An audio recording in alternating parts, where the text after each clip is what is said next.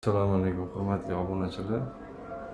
Yashnobod tumani Izzat yangi novostroykasida 66 kvadrat metrdan tashkil topgan 2 xonani 3 xonali qilingan, razil qilib yashashga tayyor qilib qo'yilgan. Uyimiz egalari tomonidan sotuvga qo'yilgan. Kattalarimiz uchun yotoqxonaning yonida kladovka uchun ham joy tashab ketilgan ekan. Mana kattagina qilib. Bu yerda mana tashqari uchun balkonimiz joylashgan ekan katta. Yozda nazarda mangal pishirib o'tirsa bo'ladigan joylar. Mangoyimiz sanuzel. 66 kvadrat metr.